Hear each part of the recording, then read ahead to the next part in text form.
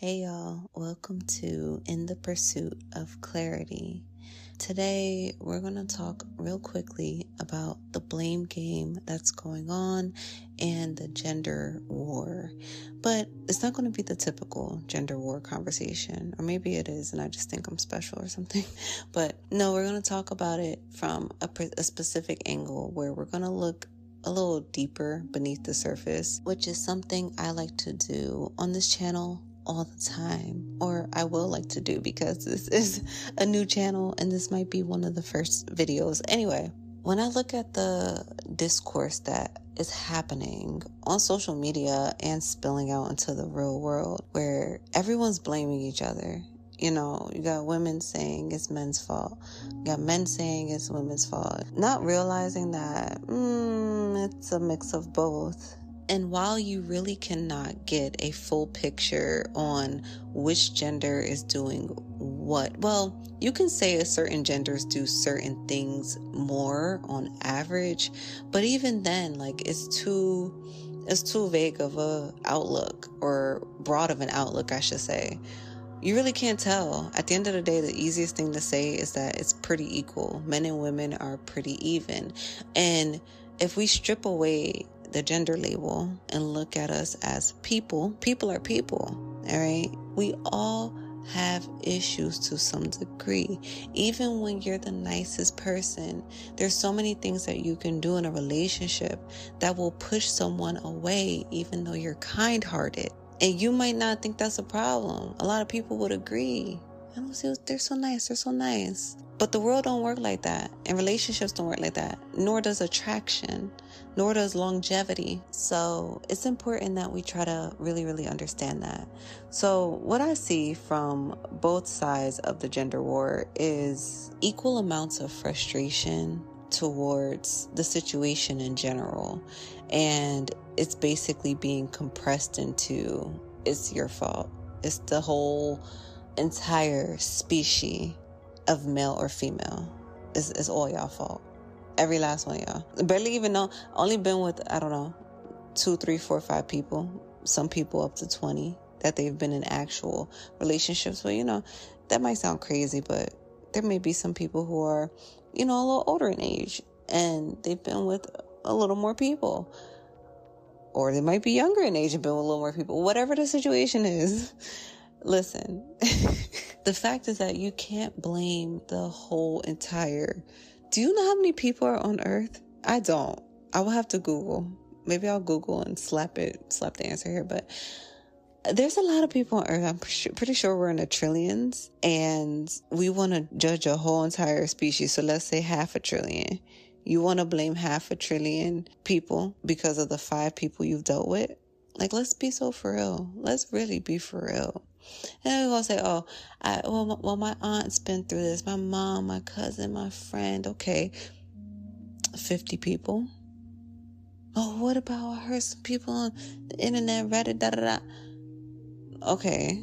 150 people. I mean, the whole point is that you don't know the whole species. And here, let me stop playing around.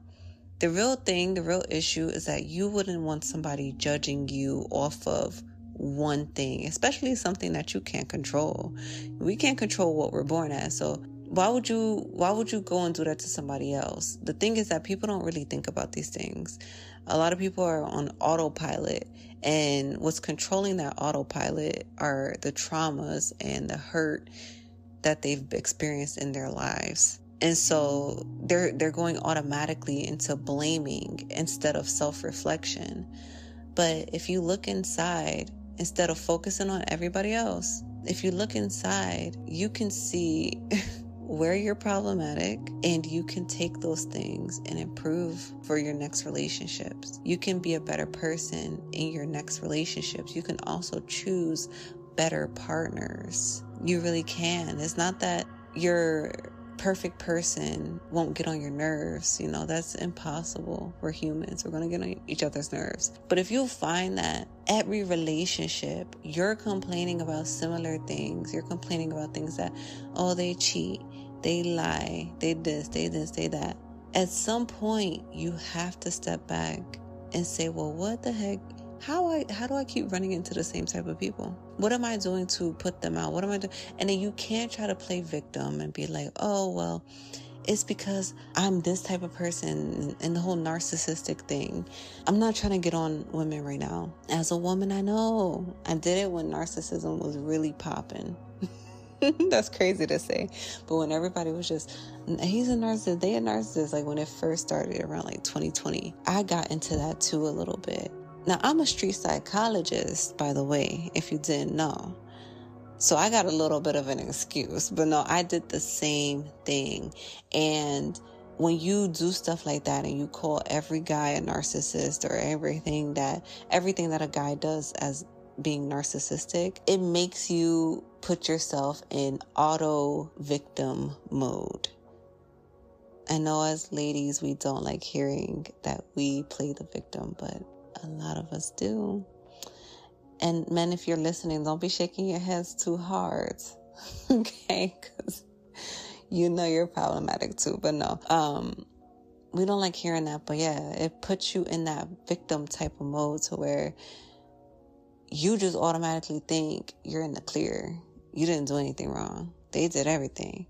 And that's not really true. It's not true. It's not true. I'm not going to say really true. But hey, for your situation, you might have been with a terrible person. You still got to go ahead and ask yourself what you was doing with them. So yeah, like I said, what I said stands. But in all seriousness, there's no reason to blame each other and have this hostility. You know, it's really pointless. It's so pointless because you spend so much time running your mouth and you're not working on yourself. That goes for men and women.